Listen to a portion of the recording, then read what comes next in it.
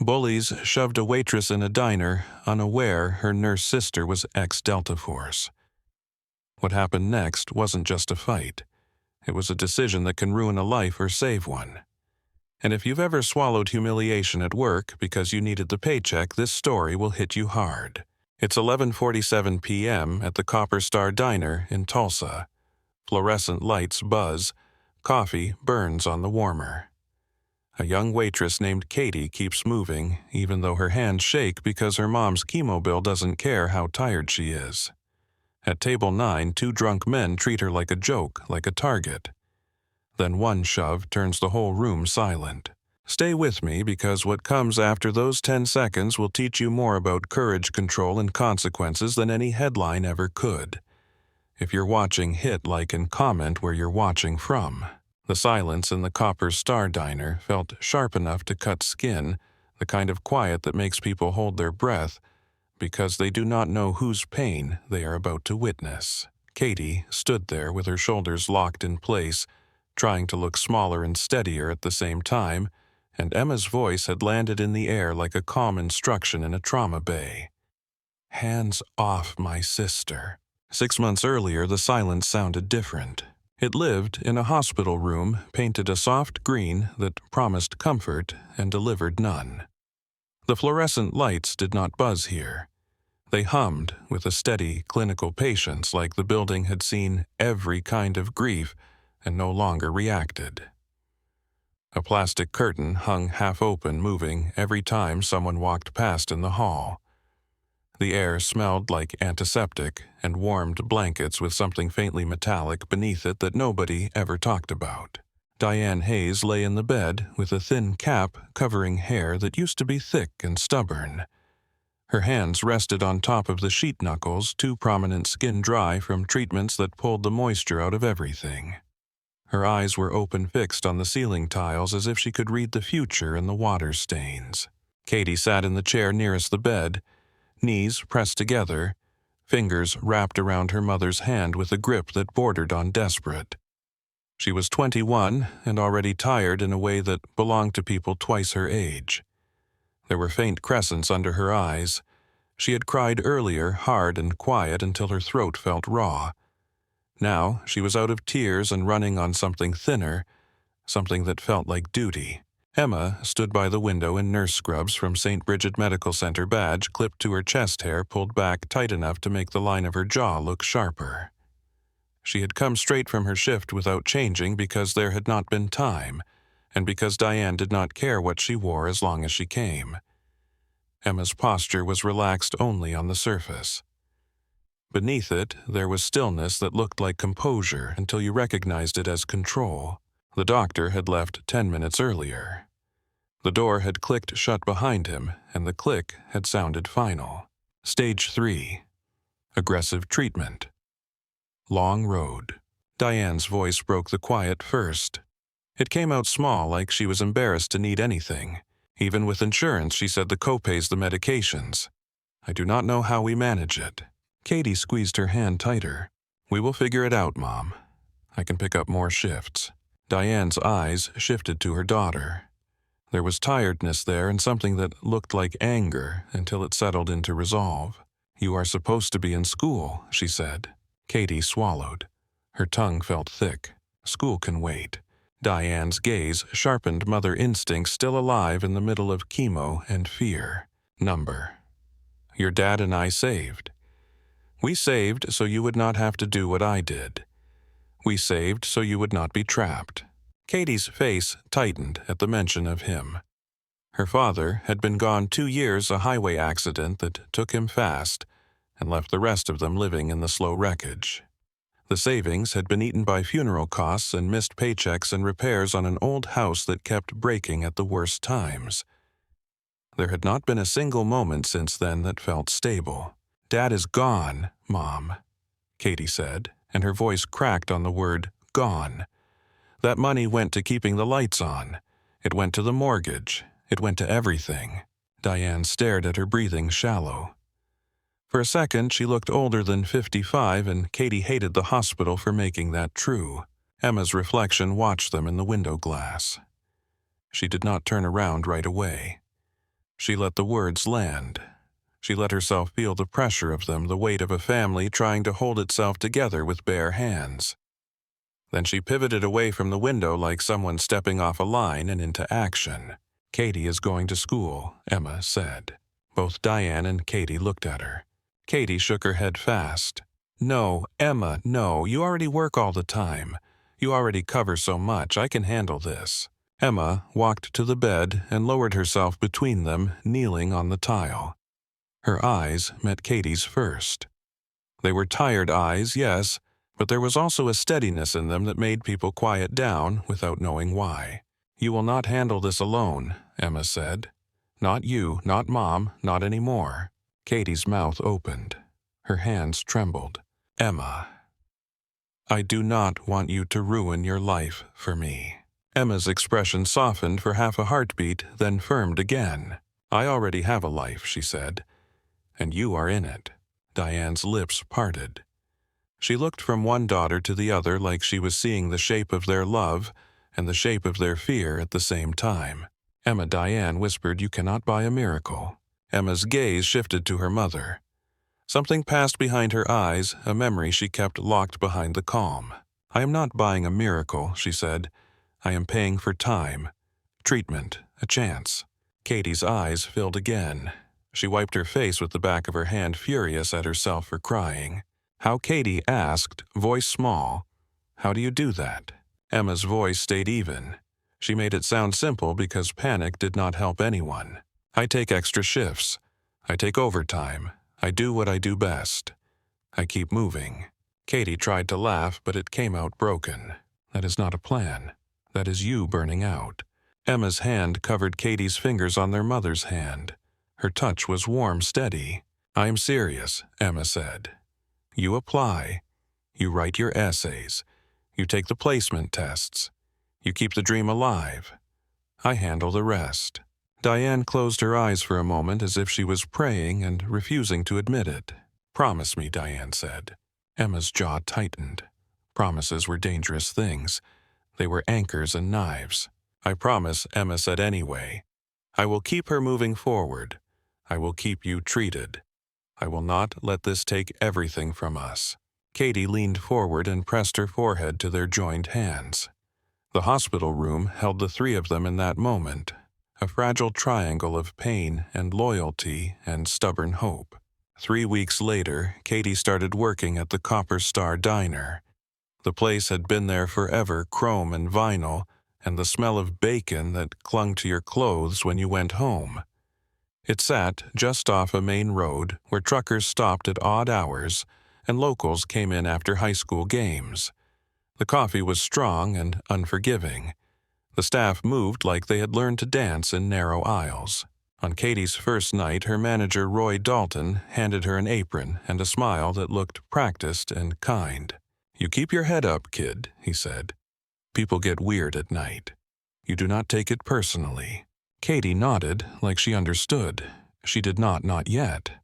At home, she cleared a spot on her dresser and set down a mason jar that used to hold pickles. She tore a strip of paper, wrote in neat capital letters, "Katie's College Fund," and taped it to the glass. She could not tell whether it was courage or denial. It did not matter. She needed something she could see growing. Every night, she counted tips on her bedspread. Singles and fives, the occasional 10, sometimes a 20 folded crisp like an apology. She smoothed each bill before sliding it into the jar. The sound of paper brushing glass became a ritual. It was the sound of her refusing to stop. She filled out financial aid forms at the kitchen table with her mother's medical paperwork spread beside her. The numbers blurred after midnight. She typed scholarship essays on a laptop that ran hot and loud fingers sticky with diner syrup because she never had time to wash before starting. She wrote about resilience, about community, about family, about wanting to teach kids who came from places like hers. She kept her tone bright because that was what applications wanted, but her chest ached when she hit submit as if she was sending pieces of herself into a world that might not want them. Emma kept her promise the way she did everything. By showing up, by taking the hard shifts, by filling the spaces nobody else wanted. At St. Bridget, the emergency department had a rhythm that only made sense to people who lived inside it. Doors opened and closed, monitors beeped. Nurses moved from room to room with clipped focus. The air held the smell of disinfectant and sweat under gloves. Some nights were quiet enough to let you hear your own thoughts, which could be dangerous. Most nights were not. Emma became the nurse who never panicked. Not because she did not feel fear, but because fear had learned it could not control her hands. She could start an IV on a screaming toddler without her voice changing. She could talk down an angry drunk with a tone that made him feel seen without giving him power. She could step into a room where a man was swinging at staff and position herself so nobody got hit, her body moving before the new nurse even understood what needed to happen. Her supervisor praised her. Her coworkers trusted her. Patients remembered her. "Thank you," someone wrote on a card with shaky handwriting after a heart attack scare. "You held my hand like I mattered." Emma kept those cards in her locker, not because she needed praise, but because they reminded her she had chosen the right kind of work. At home, she lived small. A modest apartment. A couch with a throw blanket Katie gave her.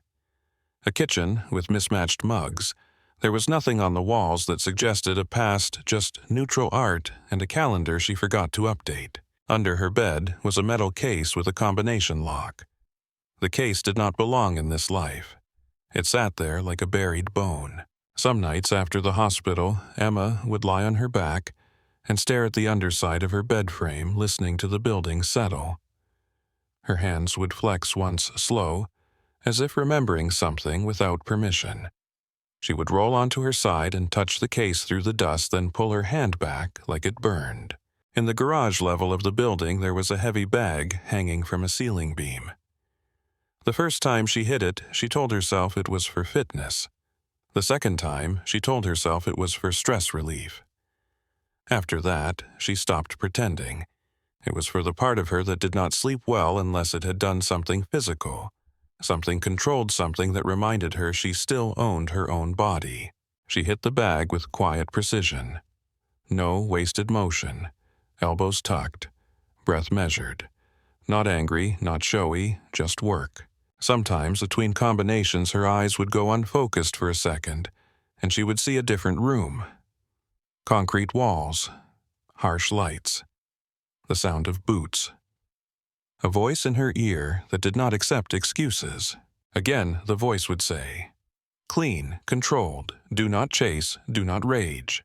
Emma would blink, come back to the garage, and hit the bag until her shoulders loosened. She rarely talked about the 8 years before nursing. When people asked, she offered the simplest version. "I was in the Army," she would say. Most people stopped there. A few asked more curious, "What did you do?" Emma would smile politely, and the conversation would slide away from specifics like water off glass. "Support roles," she would say. "Training, then nursing school." It was not exactly a lie. It was just the part of the truth that fit in a break room. Katie knew more, though not much. She had been a teenager when Emma left. She remembered the day Emma came home for a short visit, haircut. Tighter posture, different eyes sharper. She remembered Emma watching the corners of rooms without thinking, as if the world might attack from an angle. Once years ago, Katie had found a photograph slipped inside a book Emma kept on a high shelf. Emma, in uniform, face smudged, standing with others whose faces were partly turned away. Their eyes looked older than their age. Katie had asked. Emma had taken the photo gently and put it away. That was a different life, Emma had said. Now, as Diane's treatment began, that different life pressed closer to the surface, not in stories but in habits. Emma sat with her mother during infusions alert, even while pretending to relax. She watched the way people moved through the clinic. She listened to tone shifts in voices. She noticed which strangers stared too long at vulnerable patients.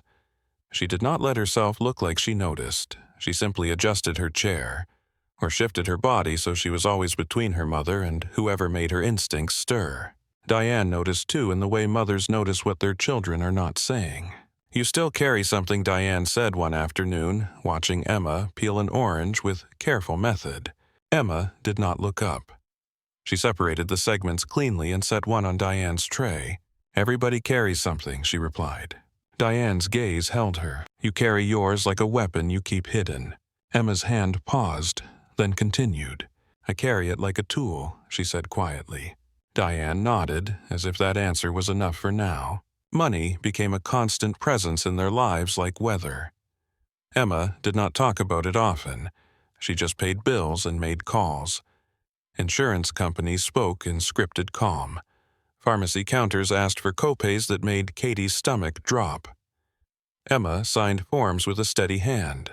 At night, when Katie came home from the diner, her shoes stuck slightly to the kitchen floor from syrup she had tracked in. She would wash her hands and stare at the jar. Sometimes she felt proud. Sometimes she felt trapped. Sometimes she felt both in the same breath. Diane tried to cook on good days, moving slowly, pausing to breathe through nausea. When she had to sit, she watched her daughters like she was memorizing them. She did not say the word fear. It lived in the space between her sentences. One evening, as Emma drove Katie home after a clinic visit, Katie stared out the passenger window at storefronts sliding past. Her voice came out small. "Do you ever wish you had not promised?" Emma's hands stayed steady on the steering wheel. Her eyes scanned the road, then the mirrors, then the road again with automatic precision. "No," she said. Katie swallowed. "Because sometimes I feel like I am taking from you." Emma's jaw tightened once. She kept her tone gentle. "You are not taking," she said. "You are building. That is different." Katie turned toward her. "What if I fail?" Emma's gaze stayed forward. Her voice did not waver. "Then you stand up and try again." Katie nodded slowly. She did not look reassured, but she looked less alone. Diane's prognosis improved by degrees, the kind of improvement that felt cautious, like the doctors did not want to jinx it. Tumor markers shifted. Treatments began to look like they were doing something other than stealing time. Diane gained a little weight back. She complained about physical therapy, which made Emma smile because complaints meant fight. Katie's jar got heavier. She counted it on Sundays, smoothing bills into stacks. The total climbed. Not fast enough to feel safe, but enough to feel real. One night, Katie came home with her fingers swollen and a bruise blooming along her forearm. She tried to hide it, pushing her sleeve down when Emma walked in. Emma saw it anyway. She did not ask right away. She waited until Diane was asleep, until the house had quieted into the kind of night where secrets grow loud. Emma sat across from Katie at the kitchen table. A single light above them cast sharp shadows. "Show me," Emma said.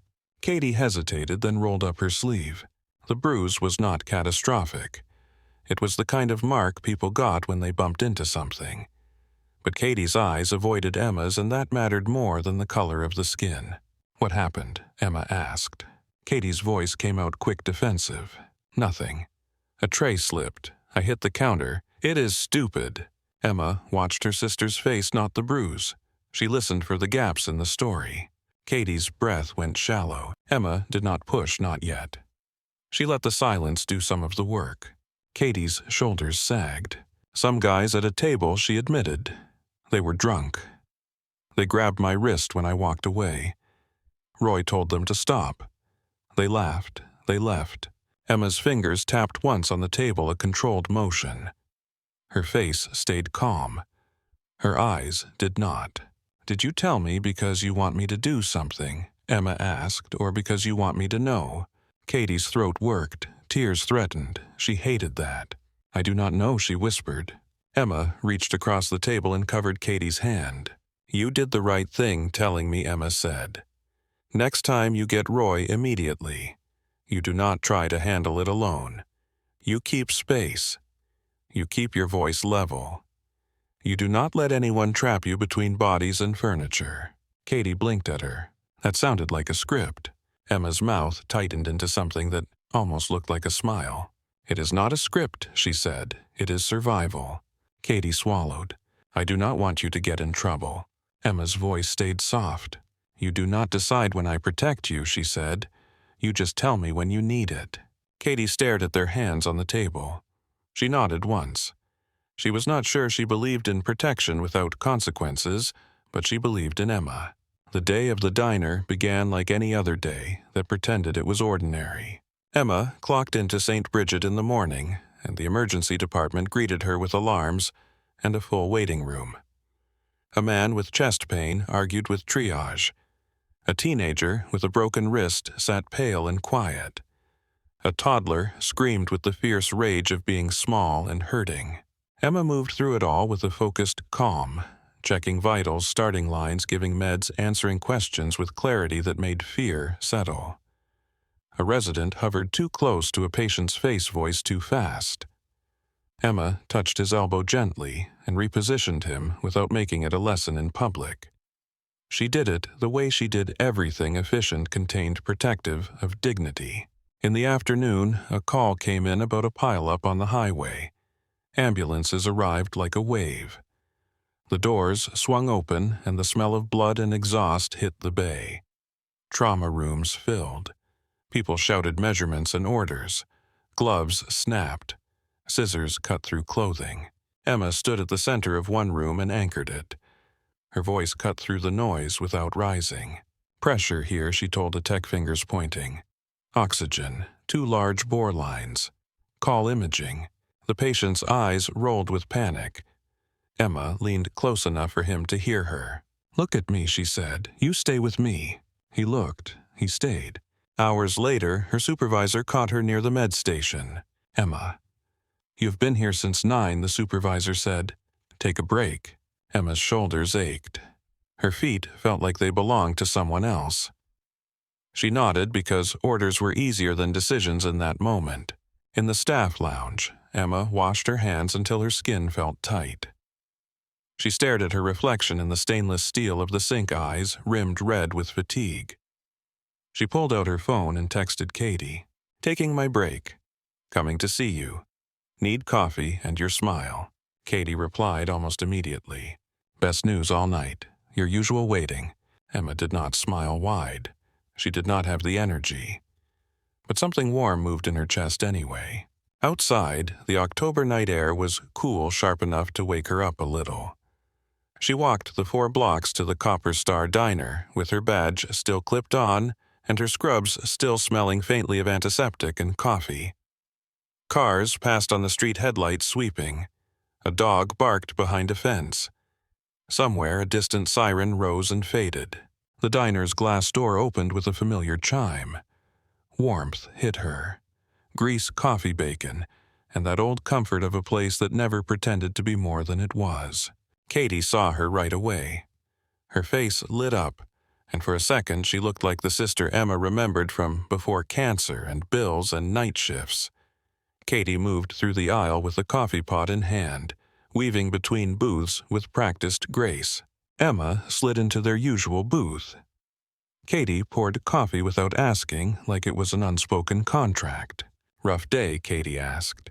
Emma wrapped her hands around the mug, letting the heat seep into her palms. "Pile up. Early delivery. One guy tried to fight the IV pole," Emma said. Katie laughed, then sobered as her eyes softened. "Mom texted," Katie said, pulling out her phone. "She is mad at her physical therapist again." Emma nodded, feeling relief that looked like annoyance in Diane. That meant strength was coming back. Katie hesitated, then showed Emma a photo of the mason jar on her dresser. 3,891, Katie said, voice quiet with pride. "I counted this morning." Emma did the math without meaning to. The number was more than it should have been. Katie had squeezed it out of exhaustion and grit. "That is incredible," Emma said. Her voice warmed. "You're doing it." Katie's eyes brightened with a hope that hurt to look at. "Maybe I can start part-time at the community college," she said. "Just 2 classes. Financial aid might cover the rest if I can show I am serious." Emma reached across the table and squeezed her hand. "You are serious," Emma said. Katie's fingers were slightly swollen. Emma felt it immediately. Katie shifted in the booth like she was searching for a position that did not hurt. Her smile held, but it did not fully reach her eyes. "You okay?" Emma asked softly. Katie pulled her hand back and reached for the coffee pot like she needed something to do. "Just tired," she said. People have been rough tonight." Emma watched her sister's face. The words were simple, but the way Katie said them carried weight. Across the diner, laughter rose too loud for midnight, and Katie's eyes flicked that direction before she could stop herself. Emma followed the glance without turning her head, her body still, her attention sharp. The laughter came from the far end of the room, loud enough to scrape along the ceiling tiles and make the coffee cups on the counter feel smaller. Katie's eyes returned to Emma too quickly, like she had touched something hot. Emma did not stare. She let her gaze travel the way it always did in crowded places, soft focus taking in angles and exits and hands. The booth numbers, the narrow aisle between the vinyl seats. The kitchen door with the little round window. The front entrance, and the glass that reflected the room at night. Table 9 sat half in shadow under a tired fluorescent tube. 2 men filled the booth like it was built for them alone. The bigger one, Chase Riggs, leaned back with his arms stretched across the seat as if he needed to claim space by force. His laugh was the kind that asked for attention and punished you for giving it. The man beside him, Dylan Creed, laughed in sync. Not because it was funny, but because he knew his role. He stayed just a half beat behind Chase, a mirror that made Chase feel larger. Chase's face was flushed. His pupils had that slight lag that came with alcohol and certainty. His hands were restless, always moving, tapping the table, pointing, making small grabs at the air as he spoke. A man who expected the world to react to him. Dylan watched the room more than he watched his food. Not alert, not cautious. Hungry for approval. He tracked who was listening, who looked away, who looked uncomfortable. He took energy from it. Emma felt Katie's posture change beside her. Katie's shoulders rose a fraction, then settled, then rose again, like she was trying to convince her own body it could relax. Emma kept her voice casual. "You know them," she said. Katie poured more coffee into Emma's mug even though it was not empty. The stream shook just enough to notice. "No," she said, "just guys passing through." Emma watched Katie's hands. Small cuts near the knuckles, the kind you got when you moved too fast around metal edges. The nails trimmed short for work. The faint swelling in the fingers that did not match a normal shift. Katie set the pot down and smiled polite and practiced. "Want pie?" she asked. "Cherry. Roy says we have to move it." Emma shook her head. "Coffee is fine." Katie nodded too fast and slid out of the booth. Emma's eyes followed her without making it obvious. Katie moved like someone who had learned to move quickly in tight spaces, but tonight there was a stiffness in her left hip, a wince that vanished before it fully formed. She adjusted her apron as she walked, a small gesture that looked like habit and felt like armor. She stepped behind the counter, grabbed a towel, and wiped a spot that was already clean. Chase's voice rose again. Not directed at anyone, not yet. Just thrown into the room like a bottle someone wanted to shatter. "You ever notice," he said, "that small-town diners always got the same thing? Grease, bad coffee, and girls who need to learn manners." Dylan laughed, loud, too loud. Across the room, the elderly couple in the corner booth bent their heads closer to each other. Their hands tightened around their mugs like the mugs were anchors. A trucker at the counter stopped mid-bite and glanced over with the slow patience of a man who had been in places where trouble showed itself early. The student in booth 3 pretended to read eyes on the page ears on the room. Emma did not react to the words. She watched how Chase delivered them. The way he let his gaze roam toward the counter where Katie moved. The way his chin lifted, testing for a response. Katie took a deep breath, pulled on her neutral smile, and carried 2 plates out to another table. She kept her steps smooth. She did not look at table 9. Emma sat back and let the diner's sound settle into her like a monitor's rhythm. The sizzle from the kitchen. The soft clink of utensils. The low talk between the cook and Roy behind the pass window. The hum of the lights. It should have been nothing. A rough table, a late night. But Emma's body did not believe in nothing. She saw Roy Dalton glance toward the table 9 and then look away. He was a good manager. He had the kind of face that did not scare people, and the kind of eyes that noticed everything. Roy had been at the Copper Star for years. He knew the night crowd. He knew how quickly a room could turn. He also knew Katie. He had hired her when she walked in with a neat resume and a nervous smile that tried too hard to look confident. He had seen her come in on nights when she looked like she had not slept. He had seen her count tips at the end of a shift with the careful attention of someone who needed every dollar. He did not ask why. He did not need to. He looked at Emma, now recognized the badge, and gave a nod that said he was glad a family member was in the room. A silent reinforcement. Emma returned the nod and kept her posture easy. Katie returned to their booth with a small plate of crackers. A habit from the diner, something to do with your hands while you talked. She slid in across from Emma and tried to smile again. "They are being loud," Katie said quietly. Emma held Katie's gaze. "Do you want me to talk to Roy?" she asked. Katie's smile tightened. "Number. If we make it a thing, it becomes a thing. They leave when they get bored." Emma did not argue. Not yet. She let Katie have her strategy because control mattered even if the control was thin. Katie took a sip of coffee and set the mug down. Her hands trembled slightly. She hid it by reaching for the napkin dispenser and straightening it. Emma kept her voice low. "They touch you tonight, you tell me." Katie's eyes flicked to Emma's face. A flash of gratitude, a flash of worry. She said you are tired. You have to go back to work." Emma did not look away. "Say yes or no," Emma said. Katie swallowed. "They did not," she said. "Not really." Emma waited. Katie breathed out and added barely audible. "One of them grabbed my wrist earlier. When I turned to leave, I pulled away." Emma's jaw tightened once, then eased. She controlled it the way she controlled everything. "Did Roy see?" Emma asked. Katie shook her head.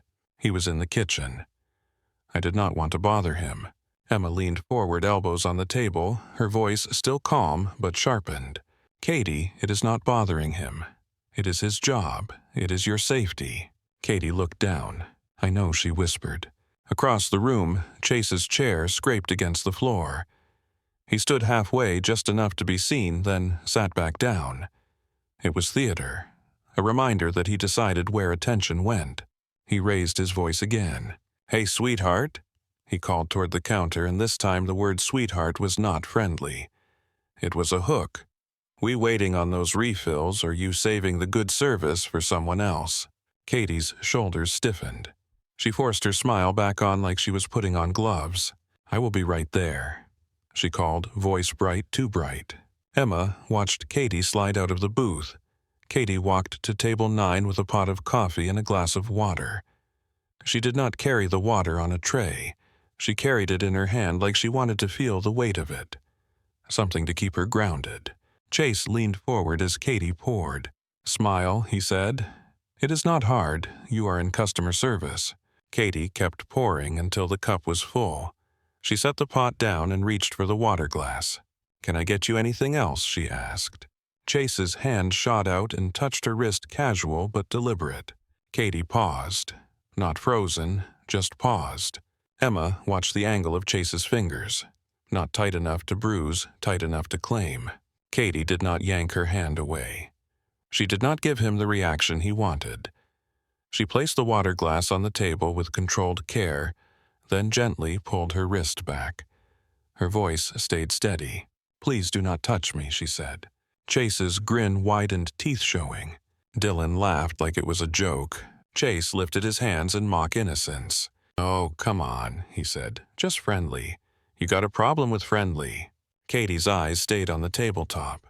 "No, sir, I do not have a problem. I just need space." Chase leaned back like he had won something. "You hear that, Dylan?" he said. "She needs space." Dylan laughed again and looked around to see who was watching. The elderly couple stared at their coffee. The student's pen hovered above her notebook but did not move. The trucker's jaw tightened. Katie turned and walked away, shoulders straight, steps measured. Emma watched her until she reached the counter. Roy's eyes met Emma's again. He had seen it this time. Emma could tell by the way his mouth flattened. Roy walked to the kitchen window and said something to the cook. The cook's head popped up, eyes scanning the room, Then he nodded and disappeared back into the kitchen. Emma stayed in the booth. She did not stand. Standing too early could turn tension into a challenge. She watched, listened, measured. Katie returned, breathing through her nose like Emma had taught her, when anxiety tried to steal breath. Inhale 4. Hold, exhale. Katie's voice came out quiet. "They are just drunk," she said. "They will leave." Emma nodded, but her eyes stayed on table 9. Drunk did not mean harmless. Drunk meant unpredictable. Chase's laughter rose again. He told a story about a college game, his voice growing louder with each sentence. He punctuated his words with a slap of his palm on the table, as if the table needed to feel his point. Dylan nodded hard, the perfect audience. The story ended with Chase miming a tackle, shoulders dipping, arms spreading like he still lived in a stadium. He leaned back, pleased with himself, and then his hand moved toward his water glass. Emma saw the decision before it happened. A flicker in the eyes. The tiny lift of the corner of the mouth. Chase tipped the water glass over. It hit the table and dumped across the vinyl, pouring down the edge and splashing onto the floor. Ice scattered and clattered, skimming under nearby booths. The sound made the whole diner pause. Chase threw his head back and laughed. "Oops," he said, "my bad." He looked toward Katie like he expected applause. Katie moved immediately because that is what good servers did. She grabbed a towel and dropped to her knees beside the booth, hands sweeping up ice. The water soaked into her apron. Her ponytail slipped loose and a strand of hair stuck to her cheek. Chase leaned forward, elbows on the table, watching her like she was a show. "While you are down there," he said, voice low and mean, "how about you bring us another round? And try not to spill it this time." Dylan snickered. Katie kept her eyes on the floor. She wiped, she gathered ice. She did not answer until she was standing. Her hands were wet. Her apron dripped. Her face stayed controlled. "I will get you more water," she said. Chase's eyes traveled over her, slow, insulting. "Not water, sweetheart," he said. "Something stronger. And maybe your number." Katie's mouth tightened. She kept her voice level. "We do not serve alcohol." Chase made a sound like a scoff, then served me a smile. Dylan leaned in like he wanted to be part of it. "Come on, Chase," he said. But his tone was too light, too pleased. "She is working." Chase looked at Dylan like Dylan had delivered a punchline. "Exactly," he said. "She is working, for us." Katie stepped back. She turned and walked away with the towel clenched in her hand. Emma had not moved, but her body had changed. Her shoulders squared slightly, her spine aligned. Her feet shifted under the table, not obvious, just enough to place her weight evenly. Katie returned to Emma's booth, set the wet towel behind the counter, and picked up a clean one, as if she needed a task to keep herself steady. Emma's voice stayed soft. "You do not go back alone," Emma said. Katie blinked. "I have to," she said. "I am the server." Emma shook her head once. "Then Roy goes with you," Emma said. "Or the cook. Or you let them sit without refills." Katie looked toward Roy. Roy was already watching. His expression said he was done being patient. Roy wiped his hands on a towel and stepped out from behind the counter. He moved toward the table 9 with a calm that belonged to someone who had dealt with men like Chase before. He stopped a few steps away, not too close, not confrontational. His voice carried the right balance of polite and firm. "Gentlemen," he said, "I need you to keep it respectful. My staff is here to work." Chase looked at him with a lazy smile. "We are respectful, old man," he said. "We are having a good time." Roy did not react to the insult. "A good time is fine," Roy said. "Harassing my waitress is not." Dylan opened his mouth, then shut it. He watched Chase, waiting for the cue. Chase leaned back and spread his arms again. "Who is harassing?" he asked, grinning. "She is right there. Ask her."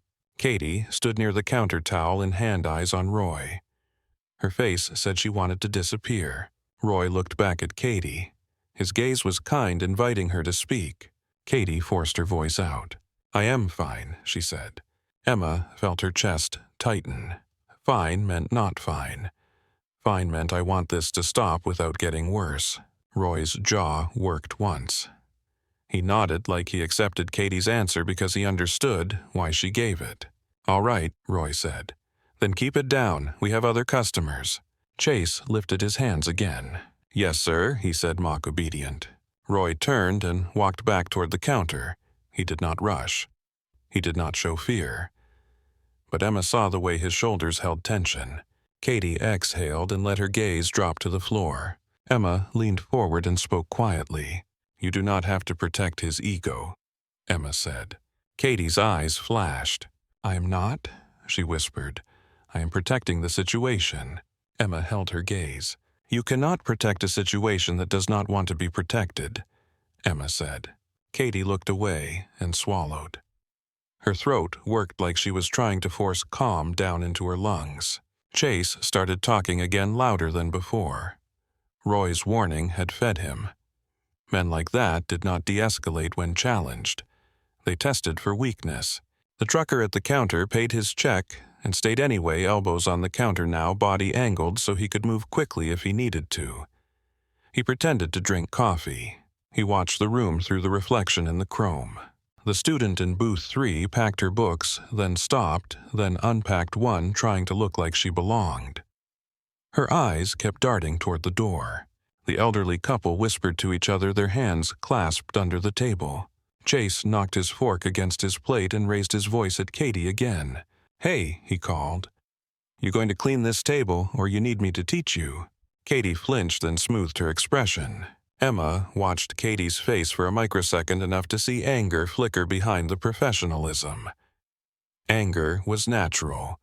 The danger was what people did with it.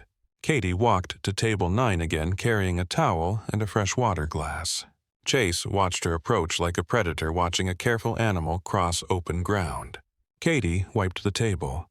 She placed the water down. She kept her chin level. "Here you go," she said. Chase leaned forward, eyes locked on her. "You got a boyfriend?" he asked. Katie kept wiping. "No, sir." Chase's grin widened. "Then you are free," he said. "You get off at midnight. We can wait." Dylan laughed and nodded, emboldened by Chase's confidence. Katie set the towel down and met Chase's eyes for the first time. Her voice stayed steady, but her cheeks were flushed. "Please do not talk to me like that," she said. Chase's face hardened. Just a shift, a tightening around the eyes, or what he said. Katie did not answer. She picked up the towel and turned to leave. Chase's hand shot out and grabbed her wrist again, tighter this time. Katie's breath hitched. Emma's fingers curled around her coffee mug. She did not stand. Not yet. Katie's shoulders tensed. She pulled back gently, then harder. "Let go," she said. Chase did not release her. He leaned in close enough that his breath reached her face. "You think you are better than us," he said. "You think you can talk back and walk away." Katie's voice came out smaller. "I am working," she said. Dylan leaned forward, grinning, adding pressure from the side. "Come on, Katie," he said, like they were friends. "Be nice." Katie's eyes flicked toward Roy. Roy had turned, saw the grip, and started walking. Chase released Katie's wrist as Roy approached, as if he had done nothing. Katie rubbed her wrist once quick, then dropped her hand. Roy stopped near them. His voice stayed calm, but there was steel under it now. "Hands to yourself," Roy said. Chase smiled wide. "Sure thing, Roy," he said. "We are just talking." Roy stared at him.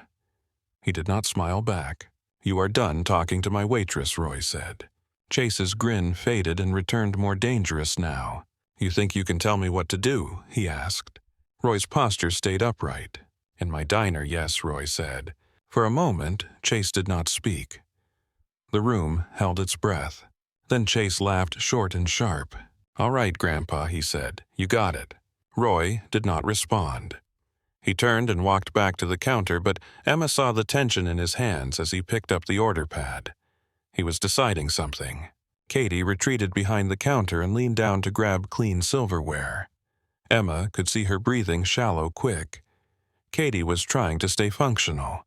Emma slid out of the booth and walked to the counter, keeping her pace easy. She stopped beside Katie without crowding her. Katie did not look up right away.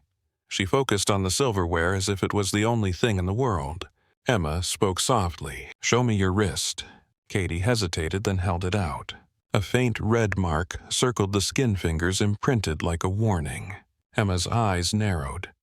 She kept her voice low. "You tell Roy you are not going back to that table alone." Katie shook her head. "He already thinks I cannot handle it," she whispered. Emma's tone stayed calm. "Handling it does not mean letting someone put their hands on you." Katie swallowed. Her eyes glistened. "If I cause a scene, Roy loses customers. We lose tips. Mom needs medicine." Emma's chest tightened at the word medicine. It was not just fear, it was math. The kind of math that kept people trapped. Roy came over, voice quiet so it did not carry. "You okay, kid?" he asked Katie. Katie nodded. "Yes, sir." Roy's gaze flicked to Emma, then to Katie's wrist, then back to Emma. Roy's jaw tightened. "They have been here 2 hours," Roy murmured. "Ordered like they own the place." Emma's voice was low. "They are testing boundaries," she said. Roy nodded once. "I see it," he replied. Katie spoke quickly. "They are almost done, Roy. They will leave." Roy looked at her gently. "We close in 15, Katie," he said. Katie's face tightened. Closing meant confrontation. Closing meant being asked to pay. Closing meant a line Chase might cross just because he could. The student in booth 3 finally stood and walked toward the door, trying to look casual. The bell over the door jingled as she left. The sound echoed. The elderly couple remained, but they had stopped drinking their coffee. They sat rigid, waiting. Chase and Dylan ordered again. Another round of burgers and fries and shakes, as if time belonged to them. Katie took the order because it was her job. She did it with a steady voice and a straight back. The cook slid plates into the pass window. Katie carried them out. She did not smile. She did not meet their eyes. She set the food down and turned away. Chase spoke as she left, voice loud enough to follow her. "You move fast when you are scared," he said. Dylan laughed. Katie did not respond. She returned behind the counter and set the tray down with controlled care. Her hands trembled when she thought nobody saw. Emma saw. Roy watched the clock above the register. 11:44. 11:45. Each minute dropping like a weight. He did not want trouble. Nobody wanted trouble. But wanting did not change the fact that 2 men had decided to make trouble their entertainment.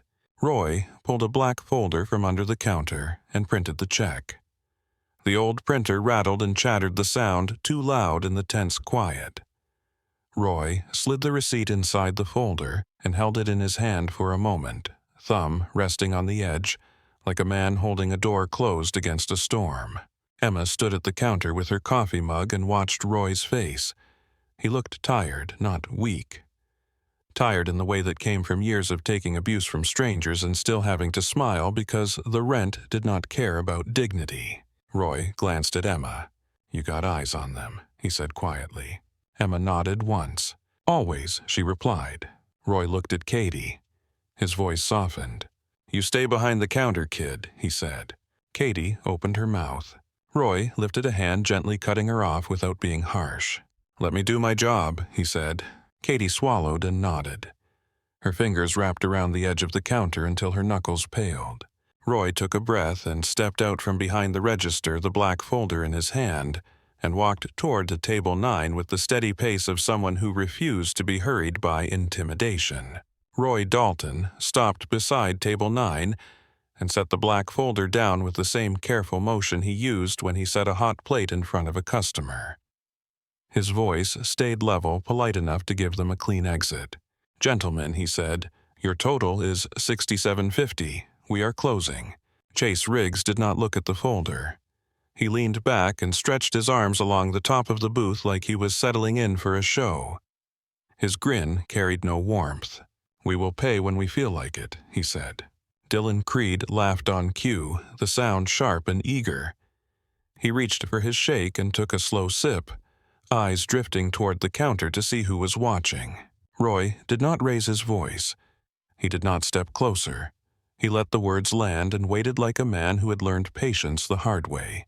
"It is closing time," Roy said. "I need you to settle the bill now." Chase's eyes narrowed just slightly. The grin stayed, but it hardened. Or what he asked. "You going to kick us out, old man?" Roy's jaw tightened. Emma saw his hand drift toward the wall phone by the counter, fingers flexing once like he was checking that it still worked. "I will call the police," Roy said. Chase laughed again, louder. The sound turned heads, even in a room that had already turned too many times. "Call them," he said. "Tell them 2 paying customers are being harassed." Roy's eyes did not blink. "You are not paying customers until you pay," Roy replied. Dylan slid out of the booth and stood, not aggressive, not yet. He positioned himself a few steps closer to the counter than Roy was, just enough to put his body between Roy and the phone without touching anything. His face held that half smile that pretended it was all harmless. Emma felt Katie's breath catch behind the counter. Katie's fingers tightened around the edge so hard her knuckles went pale. Roy took 1 step to the side, trying to angle around Dylan. Dylan shifted with him, matching the movement like a shadow. Chase rose from the booth. He did not stand quickly. He stood with the deliberate pace of someone who wanted everyone to watch him grow larger. He was tall and thick through the shoulders, the kind of man who had once been praised for being big and never learned that size was not a moral credential. He rolled his shoulders back as if he was warming up. The room changed. The elderly couple froze with their mugs halfway to their mouths. The trucker at the counter stopped moving entirely. His hands rested flat on the laminate, ready. The air felt thinner, like the diner had lost oxygen. Roy did not back up. He kept his stance, feet planted, shoulders squared. His voice stayed firm. "Sir, pay your bill and leave," Roy said. Chase stepped closer until Roy had to tilt his head up to meet his eyes. "Or you do what Chase asked. You going to put hands on me?" Roy's gaze flicked toward the wall phone again. "I am calling the police," Roy repeated. Dylan's smile widened. He turned his head slightly, watching Roy's hand like a guard watching for a move. Roy's fingers lifted. Chase's hand shot out. It was not a punch. It was a shove. A hard, 2-handed push to Roy's chest that carried the casual cruelty of someone who had never been punished for crossing lines. Roy stumbled backward. His hip hit the edge of the booth behind him. The impact made him suck in air through his teeth. He caught himself with 1 hand on the booth seat, but his balance wobbled. For a second, Roy looked old. Then he straightened, face-tight eyes bright with shock and anger. Katie's voice broke the silence. "Stop," she said. She stepped out from behind the counter before Emma could move. Her hands lifted slightly, like she was trying to show she was not a threat. Her apron was still damp from the spilled water. Her ponytail was loose. Her face was pale. "Please," Katie said, "just pay and go. We do not want trouble." Chase turned his head toward her slowly. His smile returned like a switch flipped. "Look at that," he said. She found her voice. Dylan chuckled, glancing around the room to see who looked away. Katie swallowed and kept going because she did not know any other way to fight. "You already got your food," she said. "You got your shakes. Just pay the check and leave, please." Chase stepped toward her. Emma pushed away from the counter and moved to the end of the booth, not standing yet, just shifting her position so she had a clear line. She watched Chase's hands. She watched Dylan's feet. She watched the space between them and Katie. Chase stopped close enough that Katie had to lean back slightly. His voice dropped quiet and mean, the way bullies spoke when they wanted to make it personal. "What are you going to do if I do not, sweetheart?" Katie's throat worked. Her eyes flicked toward Roy, then toward the front door, then back to Chase. She was calculating too, but her math was different. Her math was survival. "I am asking you to leave," she said. Chase's hand snapped out and wrapped around her wrist. This time it was tight. Katie gasped. The sound was small and involuntary. She tried to pull back. Chase tightened his grip like he enjoyed the resistance. "Let go," Katie said, voice strained. Dylan moved in, stepping to Katie's other side. He did not touch her. He did not have to. His body blocked her path. His eyes shone with excitement like he was watching a game. Emma felt the room tilt. She saw Katie's shoulders tense.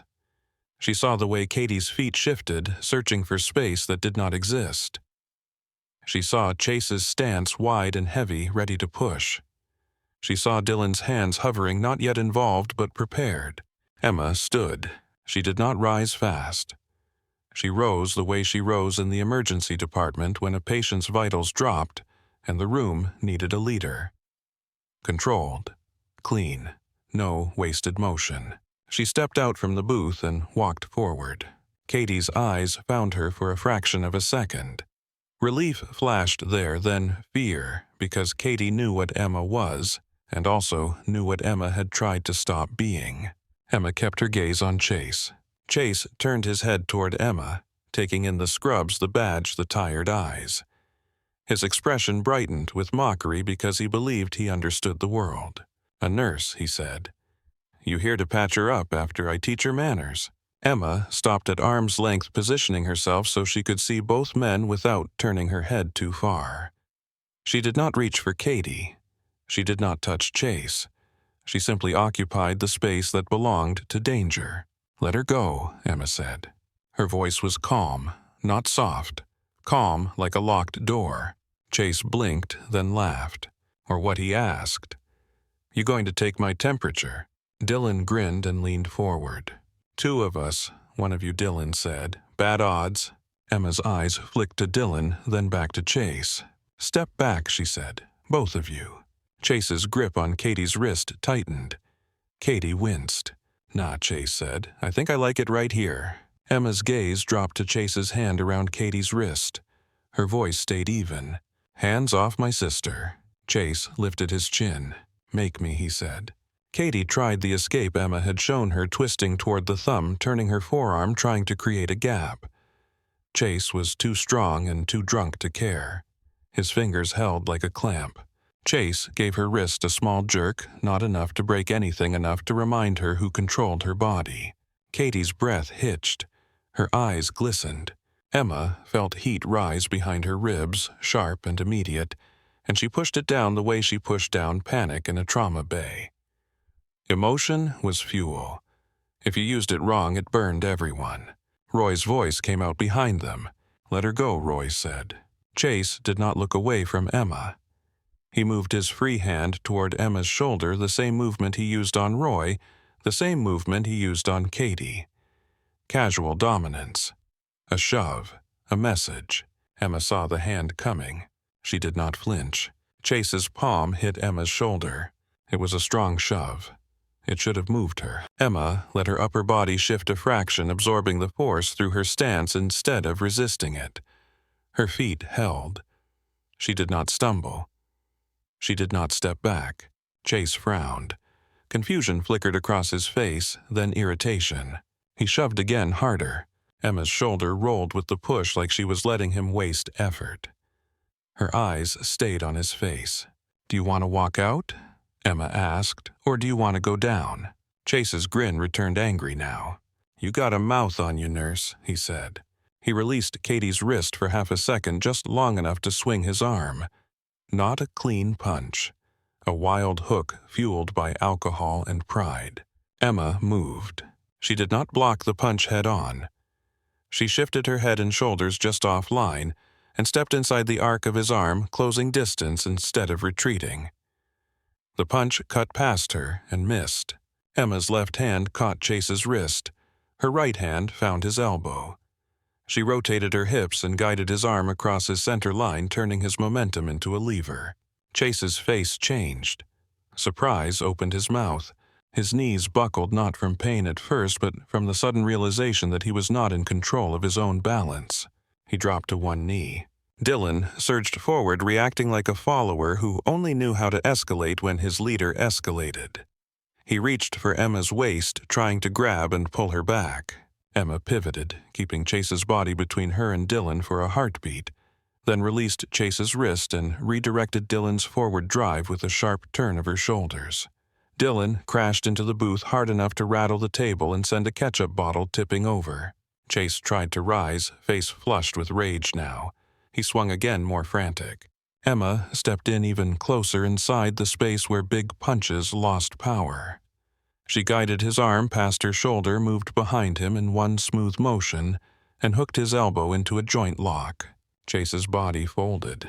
His face hit the floor with a heavy thud, vinyl squeaking under his weight as he went down. He grunted, stunned arms splayed for an instant as his brain tried to catch up. Emma released him the moment he was down because she did not need to hurt him to keep him down. Dylan scrambled out of the booth. His grin was gone. His eyes were wide, searching for a script that did not exist. He rushed again faster, desperate. Emma shifted to her right minimal movement and extended her leg just enough to catch his shin. Dylan's momentum did the rest. He went down hard beside Chase, shoulder hitting first, then hip, then the side of his face. The diner had stopped breathing.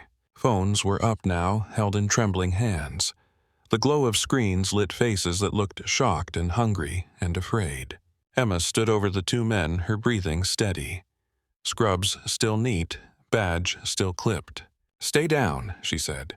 Chase pushed his palms against the floor and tried to lift his chest.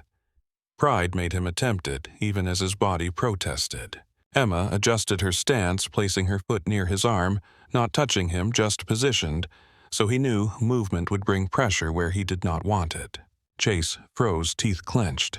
Dylan stayed down, one hand raised like surrender. "Okay," Dylan said quickly. "Okay, we are done." Roy's voice came out strained behind Emma. "Somebody call the police," he said. The trucker at the counter already had his phone to his ear. His eyes stayed on Chase and Dylan. "Already," he replied. The sound of sirens grew nearer distant at first, then sharper, bouncing off the buildings outside. Katie was on the floor near table 7, one hand pressed to her hip. Her other hand hovered above broken glass fingers bloodied in thin red lines. She stared at Emma as if she was watching a stranger. Emma turned toward her, lowering her posture slightly so she did not loom. "Katie," Emma said. Katie's lips parted. No sound came out at first. "Em," she whispered finally. Emma crouched beside her, careful to avoid the glass. She looked at Katie's palms and felt something tighten in her throat. "Give me your hands," Emma said. Katie hesitated, then held them out. Emma took a clean towel from the floor and wrapped it gently around Katie's palms, pressing with controlled pressure to stop bleeding. Her voice became clinical without losing tenderness. "Hold this," she said. "Firm, right there." Katie obeyed, shaking. Roy approached, face pale. "Katie," he said, "you okay?" Katie tried to nod. It looked more like a tremor. Chase made a sound from the floor. He tried to shift his shoulder. Emma's eyes snapped to him. Her voice cut through the room. "Do not move," she said. Chase went still again, not because he suddenly respected her, but because his body remembered the lock and feared it. The front door chimed as it opened. Blue and red light flashed against the diner's windows. The sirens cut off outside, replaced by the sound of boots on pavement and radios murmuring. Two police officers stepped in, hands near their belts, eyes scanning fast. "Everyone stay calm," one officer said. "Hands where we can see them." The other officer moved toward Chase and Dylan on the floor, assessing their positions, reading the scene. Emma stood slowly, raising her hands slightly, palms open. "Officer," she said. "They assaulted my sister and the manager." Chase lifted his head and found his voice immediately loud and offended. "She attacked us," Chase said. "We were just eating and she attacked us." Dylan nodded too fast, face still flushed from the fall. "Yeah," he said. "She just came at us." The officer closest to them held up a hand. "One at a time," he said. The other officer's eyes moved to Katie on the floor, then to the broken glass, then to Roy's shaken posture, then back to Emma. He was reading evidence the way Emma read vital signs. The trucker stepped forward slightly, keeping distance. "I got video," he said. From before it went physical. The student who had been in booth 3 did not leave after all. She had stepped back inside when the police arrived. Her phone was still recording, screen bright. "I got it too," she said. The elderly couple raised a trembling hand. "We saw it," the woman said. "They grabbed her." Roy's voice shook with anger. "He shoved me," Roy said. "He shoved me when I tried to call." The officer, who had spoken first, nodded, gaze steady. "Anyone with video, stay here," he said. "We will need it." Phones appeared like evidence pulled from pockets. 1, 2, 4, more. The glow of screens reflected in the officer's eyes as he watched. Emma stood still while the officers reviewed angle after angle. Chase's shoved to Roy. Chase's hand on Katie's wrist. Dylan blocking the path. Chase throwing Katie into the table.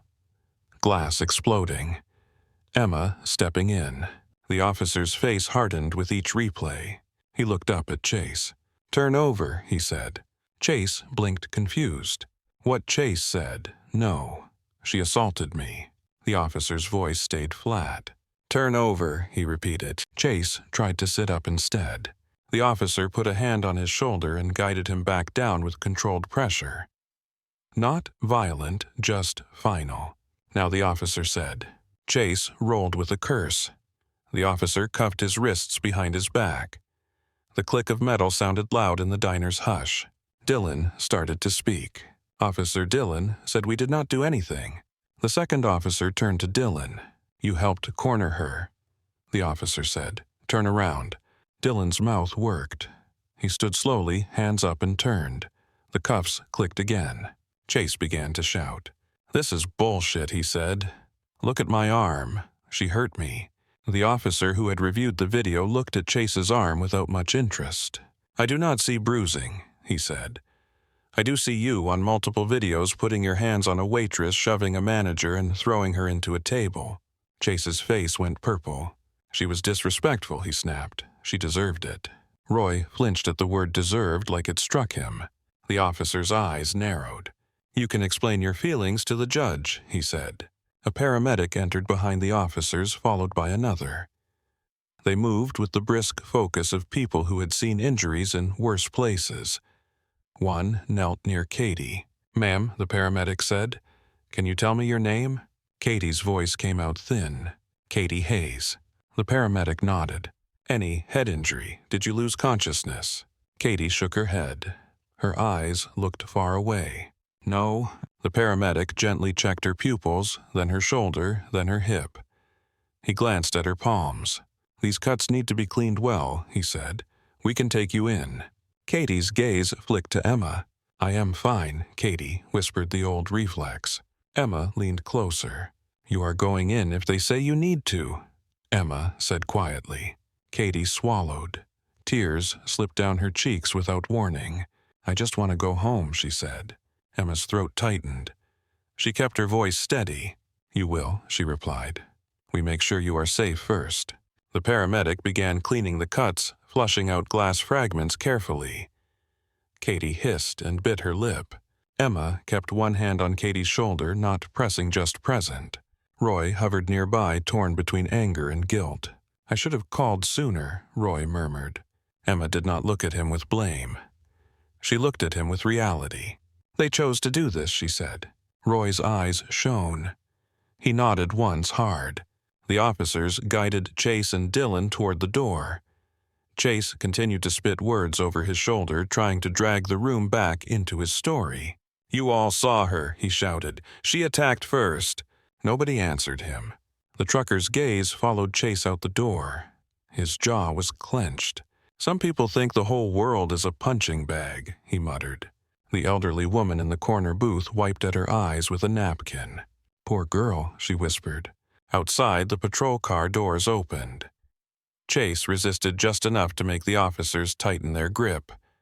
Dylan went quiet, his bravado gone, eyes down.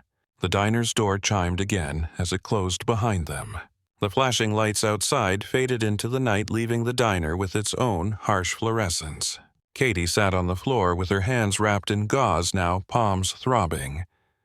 The paramedic taped the bandages down and looked at Emma. "She should get checked for internal bruising," the paramedic said. "Hip impact can be worse than it looks." Emma nodded. "We will go," she said.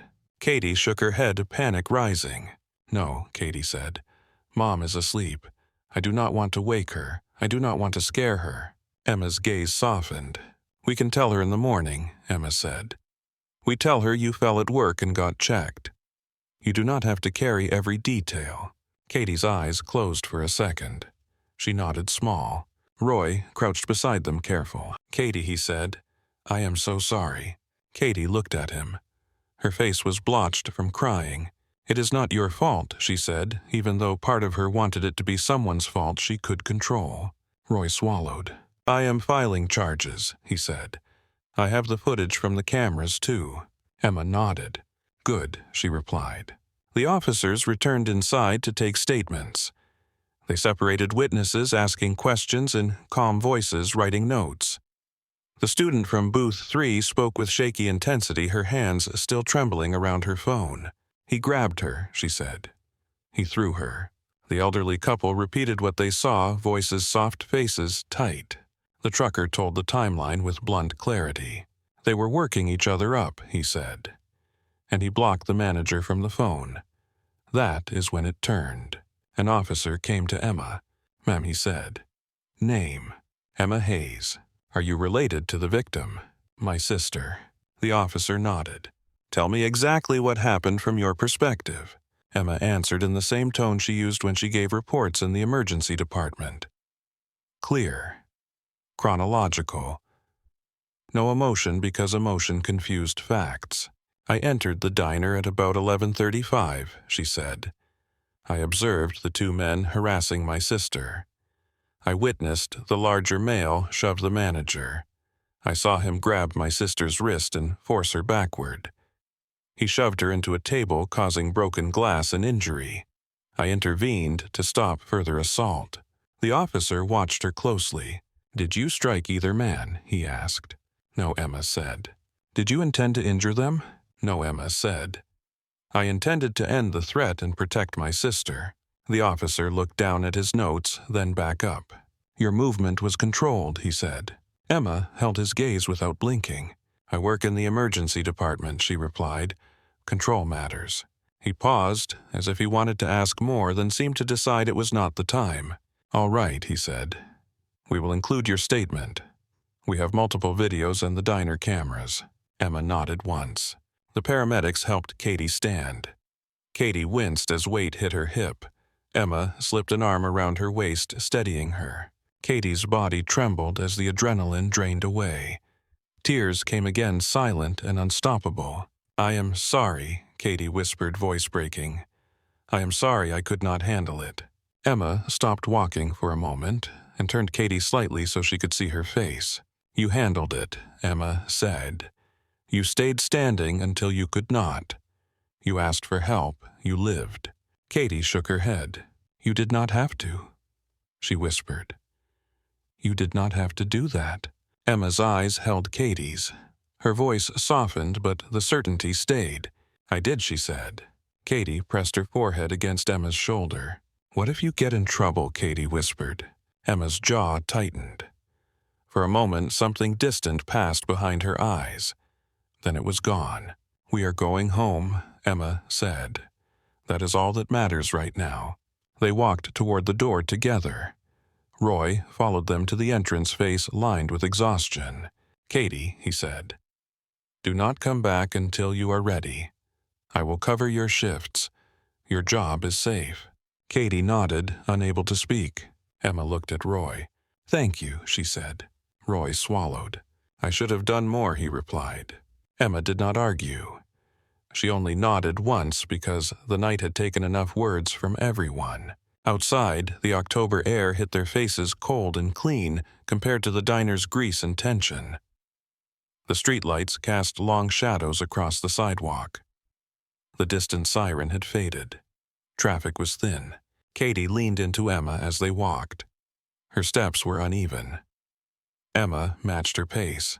As they reached Emma's car, Katie looked back once towards the diner's glass windows.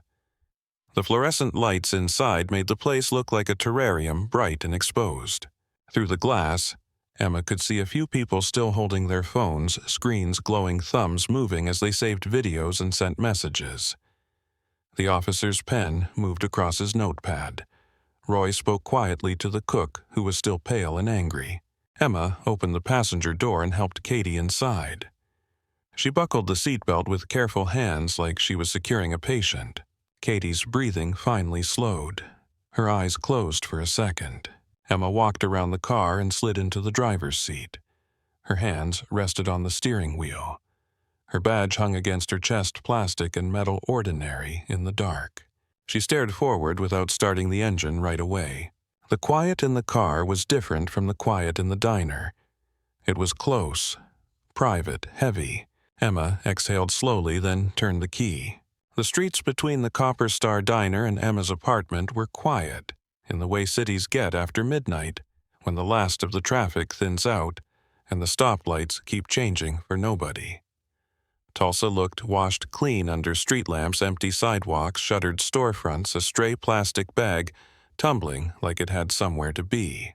Katie sat curled in the passenger seat, bandaged hands resting in her lap. The gauze was already spotting red in places, small blooms that made Emma's chest tighten every time her eyes flicked over. Katie's breathing was uneven, fast for a few seconds, then slower, like her body could not decide whether it was still running or finally allowed to stop. Emma drove with both hands on the wheel. Her hospital badge tapped softly against her sternum each time the car hit a seam in the road. The noise felt too loud. In the glow from the dashboard, Katie looked younger than 21. Her lashes were wet. She stared out the window as if the dark could explain something. "I ruined everything," she whispered. Emma kept her eyes on the road. "You did not," she said. Katie swallowed. Her voice cracked. "I should have just stayed quiet. I should have let Roy handle it. I should not have talked back. I should not have stepped out from behind the counter." Emma felt heat rise behind her ribs again, the same sharp flare she had swallowed in the diner. She breathed it down the way she did with panic in the trauma bay. "You did not cause his hands," Emma said. "You did not cause his shove. You did not cause his choice." Katie's shoulders shook. She tried to stop it, but the tears came anyway, silent and steady. Emma reached over at the next red light and rested her hand on Katie's forearm, careful around the bruising. "Look at me," Emma said. Katie turned her head slowly. Emma's voice stayed low. "You asked him to leave. You asked him to pay. You tried to end it with words. That is not failure." Katie stared at Emma's hand on her arm as if she needed proof of contact to keep herself anchored. Emma turned the car into the apartment lot and parked under a flickering light. The building was quiet, most of the windows dark. She helped Katie out carefully, one arm around her waist, guiding her up the stairs at a pace that did not force her hip to protest too hard. Inside, the apartment smelled faintly of clean laundry and coffee grounds. Emma turned on one lamp. The soft light made the room feel smaller, safer, like a contained space where no one could shove you into a table. Katie sank onto the couch with a wince. Emma grabbed a pillow and eased it behind her lower back, then brought a glass of water and set it on the coffee table within reach. Emma's phone buzzed in her pocket again. It had been buzzing in waves since the diner notifications, stacking faster than she could read them. She had ignored it on purpose. She did not want a screen to have a voice in her living room. The phone buzzed again, longer this time, and lit up the table with a pale glow. Katie glanced at it. Her eyes widened. "Em," she said, "your name is on my feed." Emma's stomach tightened. She picked up the phone and saw her own face frozen in the harsh diner light. Nurse Scrubs. Badge. Hands positioned in a way that made strangers think they knew her. The video was already chopped into a short clip the moment of Chase's reach the shift, the takedown. A caption sat over the footage in bold text. "ER nurse drops 2 guys in seconds." The account name was unfamiliar. The view count climbed while she watched numbers rolling upward like a slot machine. Katie's voice came out small. "People are saying you are a hero." Emma set the phone down face up as if leaving it on could keep it from multiplying in the dark. "I do not want that," Emma said. Katie blinked, confused. "Why not?" Emma looked at her sister's bandaged hands. She chose her words carefully. "Because people do not stay kind when they get bored," she said. "Because attention is not a gift, it is a weight." Katie's throat worked. "They should know what you did for me."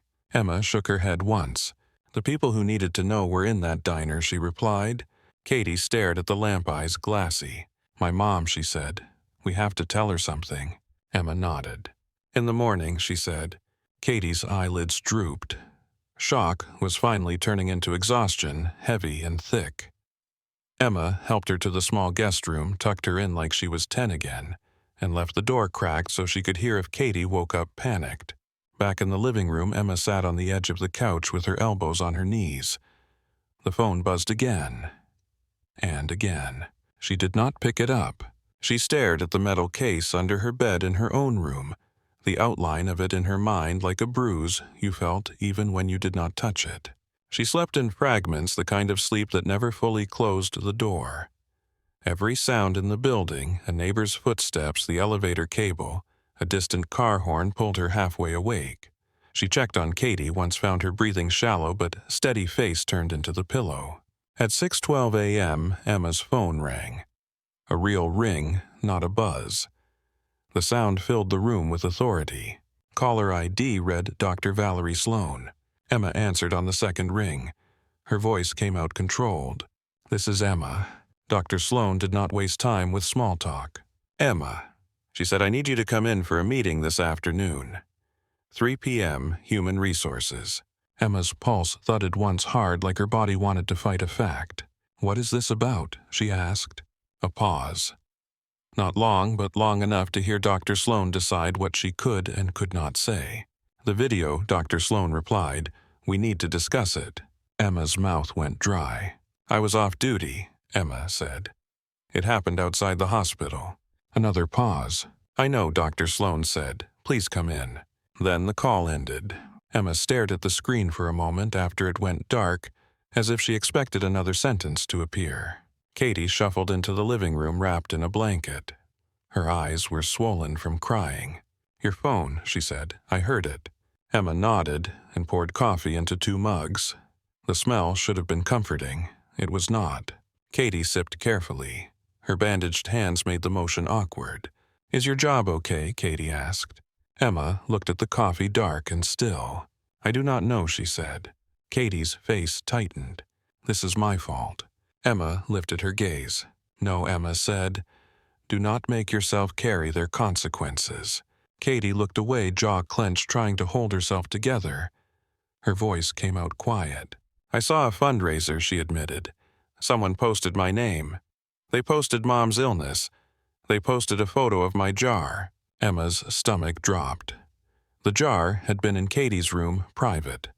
The photo must have been taken when Katie showed it to her at the diner, or from a social media post, or from a stranger's phone caught at the right angle. Either way, it was out now, beyond their control. Emma took the phone from the table and scrolled, reading quickly. "Help Katie Hayes go to college," the description read. "Waitress assaulted at Copper Star Diner. Her sister saved her. Their mother is in chemo." A total amount sat beneath it. Donations already stacked, hundreds of names, small messages of support. Katie's breath hitched. "I did not ask for this," she said. Emma set the phone down gently. "No," she replied, "you did not." Katie's eyes filled again. "It feels like people are holding my life in their hands." Emma nodded once. That was exactly what it felt like. At 10:40 a.m., Diane called. Her voice sounded brighter than it had in weeks, the cheery tone she used when she wanted her daughters to believe she was strong. "Good morning, girls," Diane said. "How is my favorite nurse?" Emma forced a normal tone. "Tired," she answered. Diane laughed softly, then paused. "Katie, honey, you there?" Katie swallowed. "Yes, Mom." Diane heard something anyway. Mothers always did. "You sound off," Diane said. "What happened?" Katie glanced at Emma. Emma shook her head slightly, not a refusal, a reminder to simplify. Katie's voice trembled. "I slipped at work, Mom," she said. "Cut my hands. They bandaged me. I am okay." Diane inhaled sharply. "Oh, baby," she said. "Are you sure you are okay?" Katie nodded, even though Diane could not see it. "Yes, Mom. Emma brought me home. I am just sore." Diane's voice softened. "Tell Roy I am going to fuss at him for letting you work too hard," she said. Emma closed her eyes for a moment. "We will," Emma replied. After the call, Katie stared at her mug. "I hate lying to her." Emma's voice stayed gentle. "You did not lie about being okay," she said. "You are okay." Katie did not look convinced, but she nodded. Emma went to the hospital for her shift at 1 p.m. anyway. Habit pulled her there. Responsibility. The simple fact that patients did not stop bleeding because you had a hard night. The parking lot at St. Bridget looked normal. Staff moving in and out, ambulances idling. Nothing in the brick and glass suggested it knew her face was circulating on strangers' phones. Inside, the emergency department smelled the same as always. Disinfectant, coffee, latex. The metallic tang of something too human. Emma stepped through the doors and felt eyes land on her. Some were quick, nervous glances that darted away. Some held a second longer, curious, impressed, concerned. A nurse she had worked with for years. Linda Perez approached quietly and squeezed Emma's shoulder once. "You did the right thing," Linda murmured. Emma's throat tightened. "Thank you," she said. A younger tech stared openly, his expression half awe, half disbelief. "Was that you?" he asked. Emma kept moving. "I am working," she said. The rest of the shift moved with a strange double exposure. Emma did her job, checking vitals, pushing meds, charting, listening to lungs, adjusting oxygen. But every time she walked into a room, she felt a new kind of awareness, not of danger, of being seen. During a lull, Dr. Sloan found her near the supply closet. Dr. Sloan was a competent supervisor, sharp and direct. She looked tired today, and for the first time wary. "Emma," Dr. Sloan said. Emma met her gaze. 3 p.m., Emma said. Dr. Sloan nodded. Her voice dropped. "I'm sorry," she said. "I tried to slow it down." Emma felt cold settle in her chest. "Slow what down?" she asked. Dr. Sloan's jaw tightened. "Just show up," she said. At 2:58 p.m., Emma washed her hands and walked toward the administrative wing. The hallway there always felt different, quieter, carpeted, designed to swallow sound. The walls had framed mission statements and glossy photos of smiling staff that did not match the tension in her gut. The HR conference room door was closed. Emma knocked once and entered. 2 people sat at the long table.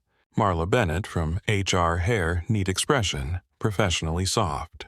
Greg Hartman, hospital administrator, suit crisp, eyes flat in a way that made warmth feel like a rumor. Neither stood. "Have a seat," Marla said. Emma sat hands folded on the table. She kept her breathing even. Hartman slid a printed packet forward. At the top was a screenshot of the video, her body mid-movement, chase falling. "We have reviewed this," Hartman said. Emma's voice stayed controlled. "My sister was assaulted," she replied. "I intervened to stop it." Marla looked down at her papers as if the words were on the page, and she was only reading. "Our employee conduct policy prohibits violent or aggressive behavior on or off premises," she said. Emma's gaze stayed on Hartman. "I did not initiate violence," she said. "I used restraint. No strikes, no injuries. I ended an assault." Hartman leaned forward slightly as if he was explaining something simple to someone who refused to understand. "You physically engaged with 2 individuals in a public setting," he said. "It reflects on this institution." Emma felt the cold in her chest deepen. "It reflects that I protected someone being harmed," she said. Marla's voice softened, but it did not bend. "This is not a judgment of your intentions," she said. "It is a risk assessment." Emma almost laughed, but it would have come out sharp. She kept her face still. "Risk," she repeated. Hartman nodded. "Liability," he said. "Reputation. Patient trust. Staff expectations. This creates exposure." Emma's fingers tightened once on the edge of the table, then released. "My sister's broken skin is not exposure," she said quietly. "It is evidence." Hartman's expression did not shift. "We are terminating your employment," he said. "Effective immediately." For a second, the room blurred at the edges, not from tears, from the shock of the words landing in a place she had not armored. Emma's voice came out lower. "You are firing me," she said, "for stopping an assault." Hartman did not look away. "We are ending your employment because your conduct violates policy," he replied. Emma's jaw clenched. She forced it to ease. "Do you understand what it takes to stop 2 men without hurting them?" she asked. Marla's eyes flicked up then down again. "This is not the forum for that," Marla said. Emma stared at them, measuring the distance between people and consequences. She had seen this kind of cold calculus before in other contexts, in other rooms. She had not expected it here. Hartman stood. The movement was a period at the end of a sentence. "Security will escort you to your locker," he said. "You will receive information about your final pay and benefits by mail." Emma rose slowly. She did not slam the chair back. She did not raise her voice. She walked out of the room with her head up because she refused to give them the satisfaction of watching her break. A security guard waited outside, polite, uncomfortable eyes fixed on the floor. He walked beside her, not touching, just close enough to make it clear she no longer belonged. The emergency department hallway seemed louder now. The beeps, the voices, the rolling carts. All the life inside it continued while hers was being cut out. At her locker, Linda and 2 other nurses stood waiting, faces tight with anger and grief. "They cannot do this," Linda whispered. Emma opened the locker and began packing without looking at her hands. Spare scrubs, stethoscope, a small stack of thank you cards, a photo of Diane, Katie, and herself at a backyard barbecue from years ago, all 3 of them squinting in sunlight pretending life was simple. The guard shifted uncomfortably. Emma zipped her bag and turned. Linda's eyes glistened. "You saved people in this building," Linda said. "You saved my patient last month when he coded." Emma held her gaze. "Keep saving them," Emma replied. She walked out of St. Bridget at 3:46 p.m., carrying a canvas bag that felt too light for what it represented. The sun was still up. Cars moved. People laughed near the cafeteria entrance. The normal world did not pause to acknowledge that hers had changed. In her car, Emma sat with both hands on the steering wheel and stared at the hospital sign as if it might say something different if she looked long enough. Her phone buzzed, then buzzed again, then began ringing calls, stacking numbers she did not recognize. She drove home anyway.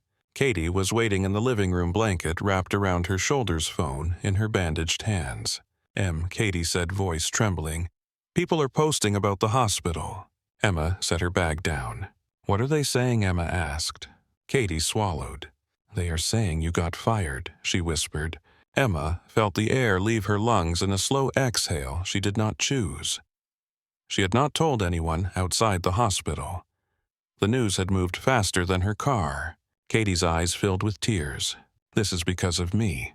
Emma crossed the room and crouched in front of her sister, careful with Katie's injured hands. "This is because of him," Emma said. "Because of their fear. Because of their policies. Not because you got hurt." Katie's face crumpled. "I did not want you to lose your job." Emma's throat tightened, but her voice stayed steady. "I did not lose myself," she replied. Katie shook her head, tears spilling. "I do not want strangers paying my tuition while you cannot pay your rent." Emma's phone rang again. Emma glanced at the screen and saw Dr. Sloan calling. She answered. "Emma." Dr. Sloan said, voice strained. "I am sorry, I just heard." Emma's mouth tightened. "You knew," Emma said. Dr. Sloan exhaled. "I fought it," she said. Legal was in the room. Hartman made the call. Emma stared at the wall. "Katie is seeing it online," Emma said. Dr. Sloan's voice dropped. "The hospital is getting hammered," she said. "Calls, emails, reviews. People are furious." Emma closed her eyes for a moment.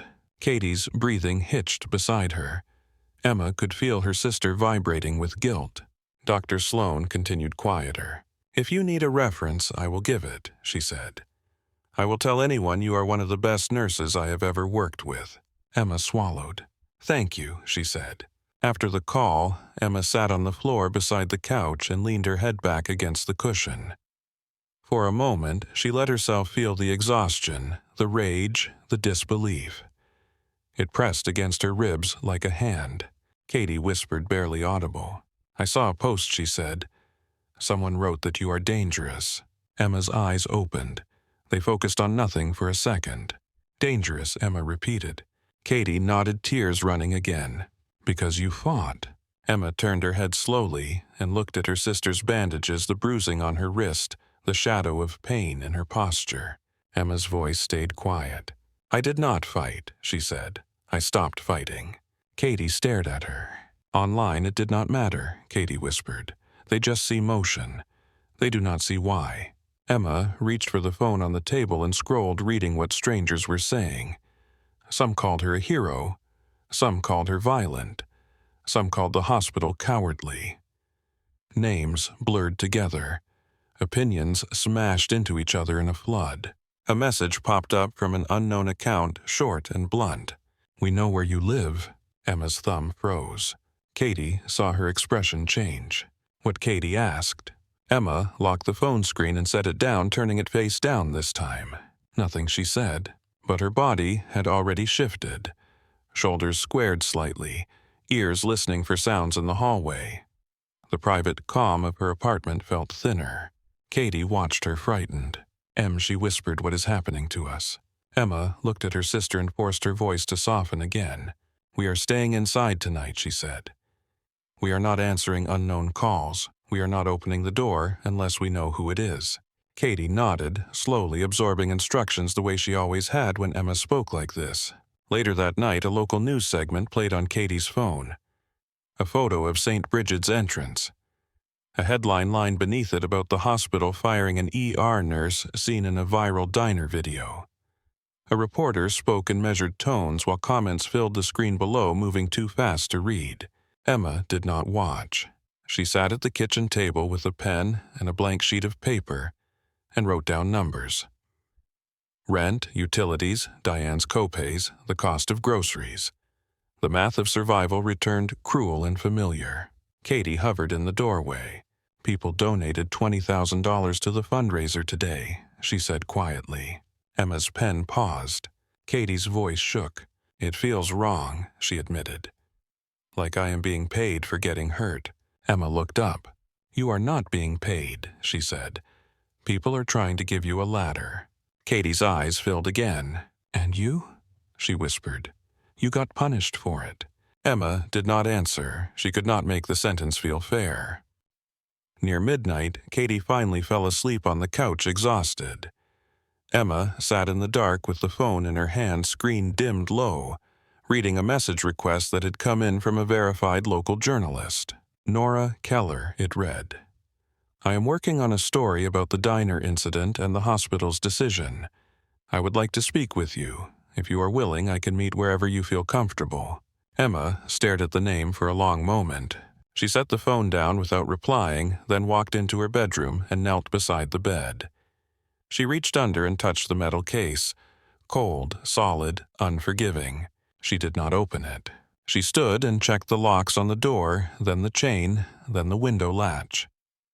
Old habits that had never fully died.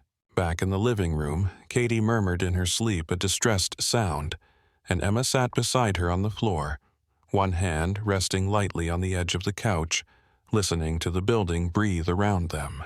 Morning crept in through the blinds in thin gray stripes, turning Emma's living room into a quiet grid of light and shadow.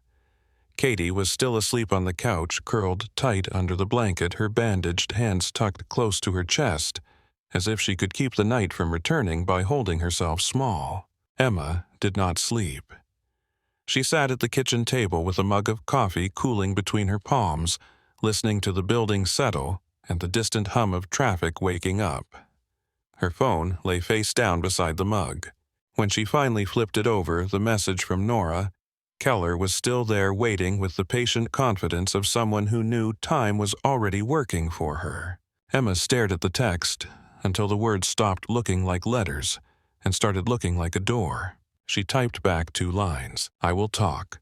Public place, noon." Then she added the address of a small diner 2 miles away, one with wide windows and too many families for anyone to get loud.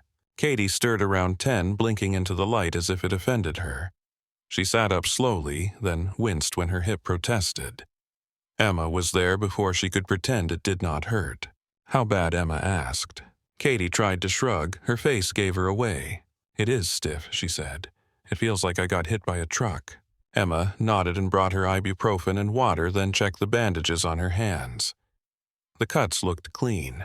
The bruising on her wrist had darkened overnight into a clear fingerprint pattern. Katie watched Emma's face. "Are you going to talk to the reporter?" she asked. Emma paused, tape in hand. Yes, she said. Katie's eyes widened. Why? Emma smoothed the tape down with careful fingers. Because they already wrote the story without us, she said. And because people are using your life like a prop. Katie swallowed guilt rising again. I do not want your past dragged out, she whispered. Emma met her gaze. I do not want it either, Emma replied. But I want you safe more than I want silence. At noon, Emma and Katie sat in a booth near the window of the other diner. It smelled like pancakes and disinfectant wipes. The waitress called everyone honey and meant it. A child, 2 tables over, kept dropping crayons on purpose, laughing each time they hit the floor. Nora Keller arrived alone, carrying a small notebook and a phone. She was in her 30s, hair pulled back, eyes that did not miss details. She did not look like she came to judge. She looked like she came to measure. Thank you for meeting me, Nora said. Emma nodded once. You have 10 minutes, Emma replied. Nora did not flinch at the tone. That is fair, she said. I will be direct. She glanced at Katie's hands, then at the faint bruise on her wrist. I am sorry, Nora, said voice quiet. Katie stared at the tabletop. Thank you, Katie whispered. Nora turned back to Emma. The hospital says you violated policy, Nora said. The video shows you used controlled force. The public is angry. The hospital is digging in. I need your account on record. Emma spoke without dramatics. She gave times, movements, details. She described Chase's shove to Roy, the grip on Katie, the shove into the table, the glass. She described her intervention in the same tone she used to chart a patient. Nora listened, pen moving. When Emma finished, Nora asked one question that sharpened the air. Where did you learn to move like that? Nora asked. Katie's head lifted slightly. Emma's fingers tightened once around her coffee mug. Emma held Nora's gaze. The army, she said. Nora's eyes narrowed just a fraction. That is broad, she said. Emma did not answer right away. She looked at Katie, saw the fear there, the worry that attention would turn into danger. Emma returned her gaze to Nora. I did things I do not talk about, Emma said. I left that life. I became a nurse. That is the part that matters. Nora nodded slowly. I am not trying to expose you for entertainment, she said. I am trying to expose the truth so people stop treating this like a meme. Emma's jaw tightened at the word meme. Nora continued, voice calm. I pulled your publicly available service record. It is thin. There are redactions. There are gaps that do not match a typical enlistment. That usually means special assignments. If I publish that, it will change how people understand the video. It will also raise questions. Katie's breath caught. Katie whispered. Emma kept her face still. Do not publish specifics, Emma said. Nora hesitated. For the first time, she looked unsure. I will not name units, Nora said. I will not print anything that puts you at risk. But the hospital is leaning hard on the word violence. The public needs context for restraint. The difference between a bar fight and defensive tactics. Emma stared at Nora's notebook. She heard the hum of voices around them, the clink of plates, the ordinary world continuing inches from their crisis. Emma spoke quietly. You can say I served, she said. You can say I trained. You can say I used minimal force. That is it. Nora nodded. I can work with that, she replied. When Nora left, Katie's hands trembled slightly above the table. I feel like everyone is pulling on you, Katie said. Emma reached across and rested her fingertips lightly on the back of Katie's bandaged hand. They are pulling on a story, Emma said, not on me. Katie's eyes filled. I do not want to be a story, she whispered. Emma's voice softened. Then we make sure you get to be a person again, she replied. That evening, Nora's piece went live on the local NBC affiliate site. The headline did not scream. It did not joke. It read like a report instead of a spectacle. Viral diner, video shows nurse used restraint-based defensive tactics. Witnesses confirm assault began with suspects. Inside the article, Nora described multiple recordings. The police report, Roy's statement, the paramedic assessment, and the hospital's policy response. She included a short quote from Emma, clean and controlled. I ended an assault. I did not escalate one. Nora included a note about Emma's prior military service being partially redacted in public records without naming a unit. She quoted an unnamed former supervisor who called Emma disciplined and precise under pressure. The comment section changed temperature. Some people still argued. Many stopped calling Emma violent. The loudest voices turned toward St. Bridget's leadership, demanding to know how a hospital could punish restraint and ignore the violence that caused it. The next day, Dr. Sloan called again. "They're calling emergency board meetings," Dr. Sloan said. "Hartman is getting hammered. Legal is panicking." Emma listened, face expressionless. "Are they rehiring me?" Emma asked. A pause. "No," Dr. Sloan admitted. "Not yet. They are trying to survive it." Emma stared at the kitchen wall. "Then they made their choice," Emma said. After the call, Emma blocked unknown numbers, changed her privacy settings, and asked Roy to walk Katie to her car when she went back to the diner to collect her last paycheck and personal items from her locker. Roy insisted on giving her paid time off, no questions asked.